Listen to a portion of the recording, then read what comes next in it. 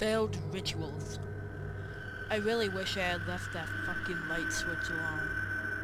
Who would have thought that a flick of a switch could mean the difference between life and death? Actually, everyone's thought that. That's why I turn it on. Stupid little rituals that we can take from childhood. The light will chase the monsters away, and the blanket over your head will save you from the boogeyman. And you just get more of these rituals as you get older. As long as you lock the doors and turn on the home security system, you can rest your head happily in your cozy little fortified home. No killers, or psychos, monsters, or boogeyman. But it doesn't work. None of it. We always slip up somehow. One time you forgot to lock that door. That's when they get you. I would have been sound asleep if it hadn't woken me up by the loud slam as the front door blew open. I stumbled out of bed and down the hall to see it swinging back and forth. I moved quickly down the hall to secure it. A moment of panic swelled inside me. My home felt like a crime scene. It wasn't my safe little sanctum anymore. Despite the overwhelming feeling of intrusion, there was no sign of disruption, just the door. Just my careless mistake. I couldn't comprehend it at first. It had to be a burglar or some psycho. I looked around the rest of the house, checking every cupboard, every crevice. Nothing. I felt stupid but relieved. I just wanted to get back to bed, to forget this whole embarrassment. I flung myself back down on my bed and closed my eyes for just a second. I sat back up. There was no way I'd fall asleep unless I had double-checked that I locked the door this time. I mean, I was sure I had done it this time, but I felt this was justified paranoia. I got to the door and twisted the handle roughly about a dozen times. Each time, feeling the resistance of the lock, I smiled. Safe. I turned on my heels to go back to bed, but it was just a glimpse, a flicker of something in my peripheral vision that sent me swinging back into panic.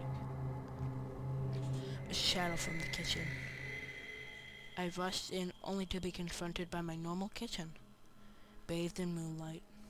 I sighed, questioned my sanity, and decided that this, the longest night of my life, must end. I went towards the bedroom once more. Another odd shadow crossed my path. As a shiver traveled down my spine, my tired mind braced the apathetic and decided that it was probably my neighbor's cat passing by the moonlight. I sat wide awake in my bed, trying to lull myself to sleep, counting in my head until I might eventually nod off. But every time I close my eyes, I get this feeling of intrusion, and it was still there.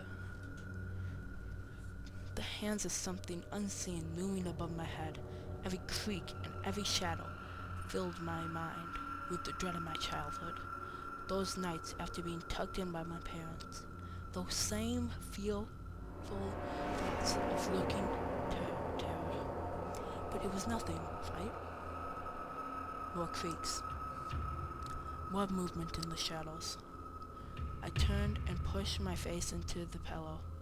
I felt something brush past my foot, which struck awkwardly out from under my blanket. I jolted upright, looking into the darkness.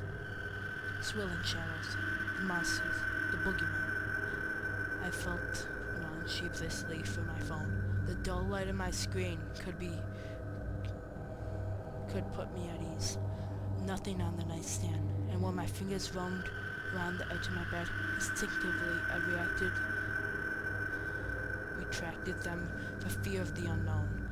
I was alone, but in the shadows I saw them, the monsters, inky, abominable creatures. I was the only thing that I thought could help me. I lunged from the bed directly at the switch. My palm slammed down on it, and the room erupted into light. My eyes burned momentarily, and I glanced around the room. Empty, safe, just paranoia. I shook my head and hit the switch some more. Climbing into bed, into the pitch black, no shadows without my night vision. But now, I can hear them. I can't see them now. I don't know what they want, but I know I can't leave. The rituals have failed. They're on the other side of this blanket, and all I can do is hope that they're gone.